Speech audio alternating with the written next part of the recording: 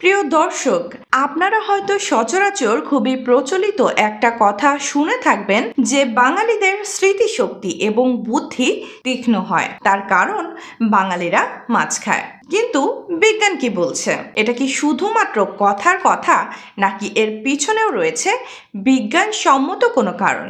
চলুন আজকের ভিডিওতে সেই বিষয়টা আমরা কিছুটা আলোচনা করার চেষ্টা করব।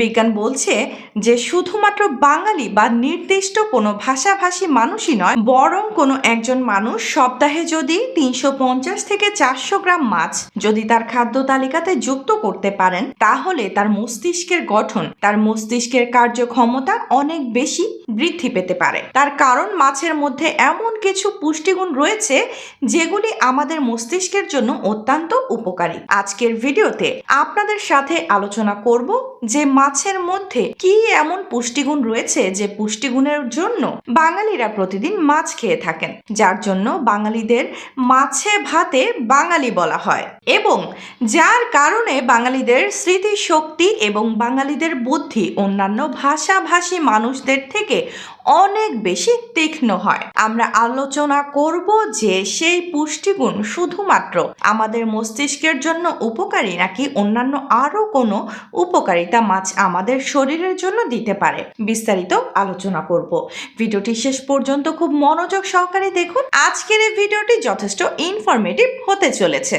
Assalamu alaikum. Hello friends, welcome to Healthy Style. To know how to healthy in every day, please subscribe our channel. আমাদের উদ্দেশ্য আপনি থাকুন হেলদি সব সময়।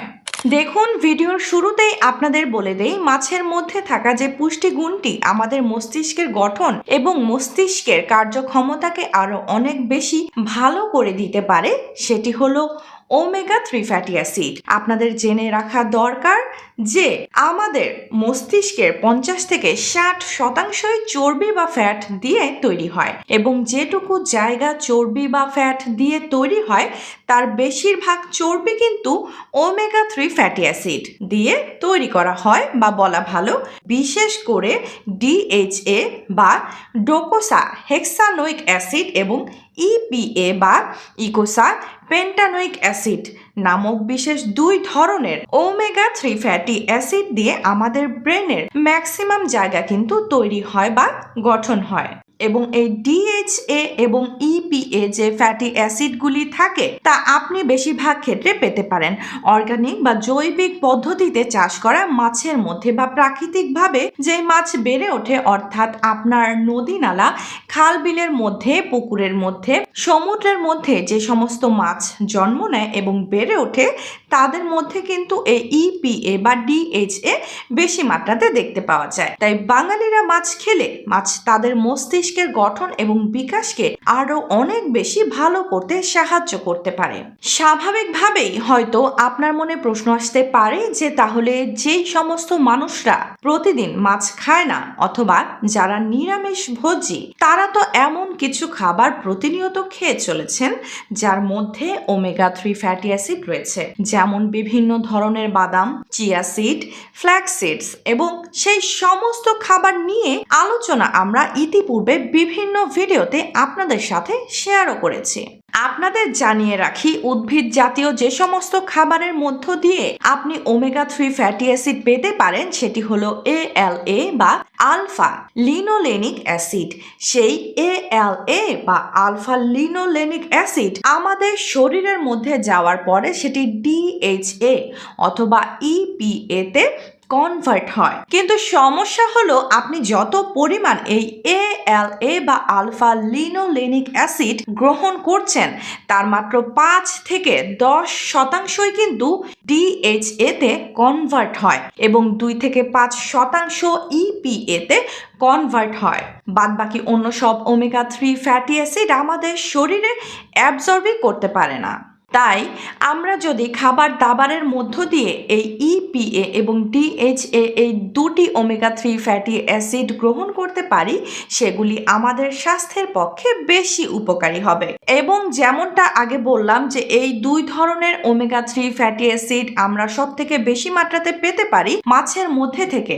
এবং আপনি কি জানেন যে গবেষণায় দেখা গেছে আমরা প্রতিনিয়ত যেসব মাছ খাচ্ছি সেই মাছের মধ্য দিয়ে যে ওমেগা 3 ফ্যাটি অ্যাসিড আমাদের আমাদের শরীরে প্রবেশ করছে, সেই ওমেগা 3 ফ্যাটি অ্যাসিড আমাদের ব্রেনের বিকাশ ঘটানো, ব্রেনের ফাংশনিং এই সমস্ত ক্ষেত্রে তো সাহায্য করেই, তার সাথে সাথে এর মধ্যে থাকা অ্যান্টি ইনফ্ল্যামেটরি প্রপার্টি যে কাজটি করে তা হলো আমাদের ব্রেনের মধ্যে যাতে কোনো প্রকারের কোনো ইনফ্ল্যামেশন বা সেদিক দিয়ে সাহায্য করতে পারে। আমাদের ব্রেনের মধ্যে যে সমস্ত নিউরো ট্রান্সমিটারগুলি রয়েছে সেই নিউরো ট্রান্সমিটারের প্রোডাকশন এবং অ্যাক্টিভিটিকে বাড়িয়ে দিতে পারে।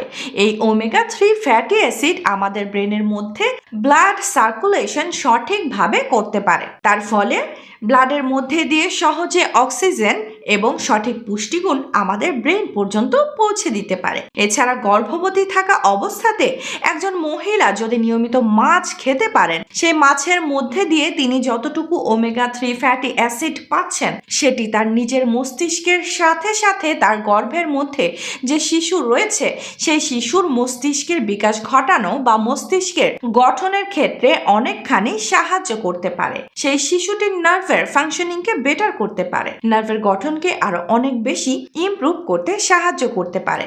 এছাড়া যে সমস্ত ছাত্র ছাত্রীরা পড়াশোনা করছেন তাদের ক্ষেত্রে এই ওমেগা 3 ফ্যাটি অ্যাসিড আমাদের ব্রেনের মধ্যে যে সিনাপটিক প্লাস্টিসিটি রয়েছে সেটিকেও ইমপ্রুভ করতে সাহায্য করতে পারে। তার ফলে নতুন নতুন জিনিসকে শেখার যে আগ্রহ বা নতুন জিনিস শেখার যে ক্যাপাসিটি সেটাও কিন্তু বৃদ্ধি পেতে পারে। এছাড়া সামুদ্রিক মাছ যখন আমরা খাচ্ছি সে সামুদ্রিক মাছের মধ্যে প্রচুর পরিমাণে আয়োডিন থাকে, যে আয়োডিন আমাদের শরীরের মধ্যে থাইরয়েড হরমোনের সিক্রেশন অ্যান্ড অ্যাক্টিভিটিকে বজায় রাখে এবং এই থাইরয়েড হরমোনের সঠিক অ্যাক্টিভিটি আমাদের মস্তিষ্কের বিকাশের জন্য অনেক বেশি কার্যকর। তাই সব মিলিয়ে আপনি যদি নিয়মিত ডায়েটে মাছ রাখতে পারেন বা সপ্তাহে 3 থেকে 4 দিন মাছ খেতে পারেন তাহলে সেটি আপনার ব্রেনের বিকাশ এবং ব্রেনের কার্যক্ষমতাকে আরো অনেক বেশি বাড়িয়ে দিতে পারে। কিন্তু শুধুমাত্র বাঙালি বলেই নয়, অবাঙালি কোনো মানুষও যদি প্রতিনিয়ত মাছ খেতে পারেন সেক্ষেত্রেও কিন্তু তার ব্রেনের কার্যক্ষমতা, ব্রেনের বিকাশ বা তার স্মৃতি শক্তি, emotional intelligence, proper decision making power ইত্যাদি অনেক বেশি বৃদ্ধি পেতে পারে বলে এটাই গবেষণায় প্রমাণিত হয়েছে। এখন আমরা আলোচনা করে নেব যে আমাদের মস্তিষ্কের সাথে সাথে প্রতিনিয়ত খাবারের পাতে আপনি যদি 1 পিস করে মাছ রাখতে পারেন সেই মাছ আপনাকে আর কি কি উপকারিতা দিতে পারে। দেখুন, আমরা আগে আলোচনা করেছি আমরা প্রতিনিয়ত যে মাছ খাচ্ছি মাছের মধ্যে থাকা ওমেগা 3 ফ্যাটি অ্যাসিড অনেক বেশি পরিমাণে আমাদের স্বাস্থ্যগুণ দিতে সক্ষম। এই ওমেগা 3 ফ্যাটি অ্যাসিড আপনি যখন প্রতিনিয়ত খাচ্ছেন সেটি আপনার হার্ট হেলথের জন্য অত্যন্ত উপকারী। তার কারণ মাছের মধ্যে থাকা ওমেগা 3 ফ্যাটি অ্যাসিড যে সমস্ত মানুষদের শরীরে ট্রাইগ্লিসারাইডের মাত্রা বেশি রয়েছে সে ট্রাইগ্লিসারাইডের মাত্রাকে কম করতে সাহায্য করতে পারে। গবেষণায় দেখা গেছে যে ওমেগা 3 ফ্যাটি অ্যাসিড আপনার শরীরের থেকে এলডিএল বা খারাপ কোলেস্টেরল মাত্রাকে তেমন একটা কম করতে হয়তো পারে না, কিন্তু আপনার শরীরে এইচডিএল বা ভালো কোলেস্টেরলের মাত্রাকে বাড়াতে সাহায্য করে। আপনার শরীরে যখন এই গুড কোলেস্টেরলের মাত্রা বৃদ্ধি পাবে তখন অটোমেটিক্যালি এলডিএল বা খারাপ কোলেস্টেরলের মাত্রা ধীরে ধীরে কমে আসতে সাহায্য করবে। তার কারণ এলডিএল কোলেস্টেরল যদি আমাদের শরীরের ভিলেন হয় তাহলে এইচডিএল কোলেস্টেরল আমাদের শরীরের জন্য হিরো এর ভূমিকা পালন করে। এছাড়া এই ওমেগা 3 ফ্যাটি অ্যাসিড আমাদের পুরো শরীরের মধ্যে ব্লাড সার্কুলেশনকে ইমপ্রুভ করতে সাহায্য করতে পারে। ব্লাড সার্কুলেশনের যে সমস্ত আর্টারি বা ব্লাড ভেসেলস গুলি রয়েছে সেগুলিকে এক্সপ্যান্ড করে রাখে, সেগুলিকে প্রসারিত করে রাখে। তার ফলে আমাদের শরীরে ব্লাড যাতায়াত সহজ হয়ে যায় এবং এটি আমাদের রক্তচাপকে নিয়ন্ত্রণে রাখতে সাহায্য করতে পারে। এছাড়া আমাদের হার্টের মধ্যে যে কার্ডিয়াক মায়োসাইটিস রয়েছে বা আমাদের হার্টের যে মাসেলগুলি রয়েছে সে মাসেলগুলির সংকোচন ক্ষমতাকে বৃদ্ধি করে দেয়। তার ফলে আমাদের হৃদয় স্পন্দনও কিন্তু রেগুলেট হয়, আমাদের হৃদয় স্পন্দন নিয়মিত হয়।